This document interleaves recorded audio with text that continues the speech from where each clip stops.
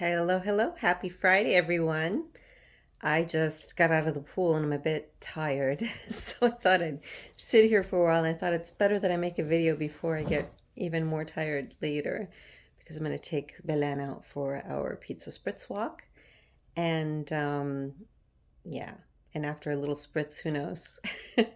Anyway, today I wanted to share with you, I was gifted this wonderful book that I started reading, The Big Leap by Gay Hendricks, and one of my coaches sent it to me, and it sent it to all of us basically because we're just about to embark on a, I don't know, it's like an intense 3-day session that we have, and so she suggested that we read as much as we can of this book.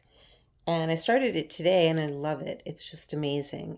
Basically, Gay Hendricks goes in to talk about how we all have this like invisible ceiling. He doesn't call it that. He calls it something else, but right now my head's foggy. Um, when and it's funny because I had this input from somebody else recently as well. The fact that it's almost not okay to be too happy, in today's society. You notice it. It's like it's okay if you're too miserable. It's okay if you have too many problems, and that's completely acceptable, and you can complain as much as you want. But when you're always happy, or when you're like, happy when other people aren't, it's almost embarrassing. It's almost like automatically you have to tone this down. And he goes and talks about it from another perspective that we we have these hidden subconscious ideas of how happy we can be or how much success we can allow ourselves. And as long as we're carrying that around, what will happen is the minute things will start to go right, we end up self sabotaging ourselves in one way or the other because just to balance out, because we think, if we're extremely happy, then we need to be extremely miserable as well at one point. So it's almost like we do it to ourselves. And what he says is that once you identify this and once you see where you have these blocks and decide to override them and decide to accept the challenge to be incredibly happy and eternally happy if necessary, regardless of your outside circumstances, then naturally everything shifts. Again, it's an energy thing, but the fact that you allow your subconscious to believe that you don't have to balance out the happy with the miserable. You can just be happy. So anyway, he asked 3 really good questions in the beginning, which I thought I'd share with you. Oh, I might need my glasses for that though, because not only am I tired, but I can't see it. And that's my writing. So ask yourself, am I willing to increase the amount of time every day that I feel good inside? But you have to ask yourself these questions, and the natural answer, oh yes, of course. But are you really? I mean, are you truly? Because it's a choice at that point whether to be happy or to choose the miserable part. The second one, only if you've answered yes to the first one, am I willing to increase the amount of time that my whole life goes well? That's a big, big order.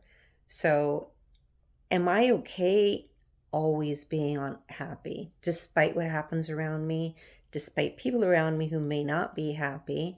Am I willing to take that on? And after that, am I willing to feel good and have my life go well all the time?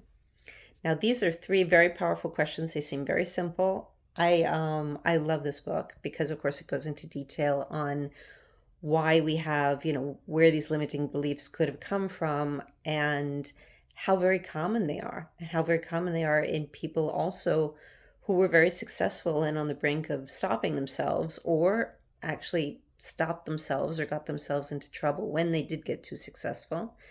And if you look, it's true. Like in some cases, like he made references to lottery winners and how 60% of them end up within 2 years of having won the lottery, won the jackpot, they end up completely broke, or even poorer than they were before having won the lottery.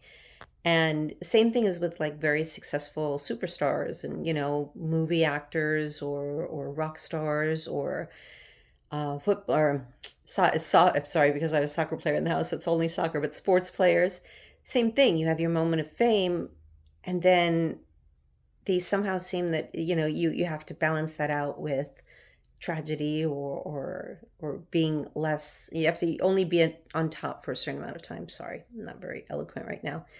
Anyway, I'd love to hear what you think about this. I think it's a fascinating, and this book is really, really good. If you get a chance, grab it. It's an easy read as well. Yeah, I don't know. I don't know how far I am. I'm like 60 pages in, and it's a 200-page book, so I'll definitely finish it this weekend. And that's another good thing. I don't want to make this too long, sorry. But I'm going to make a commitment to read every day because initially I get really tired, but I think it's really good too because we're so used to this quick stimuli, like from social media and everything. I think concentrating on a book sometimes is good too. So that's my new challenge. Have a great night, everyone, and I'll talk to you tomorrow. Bye.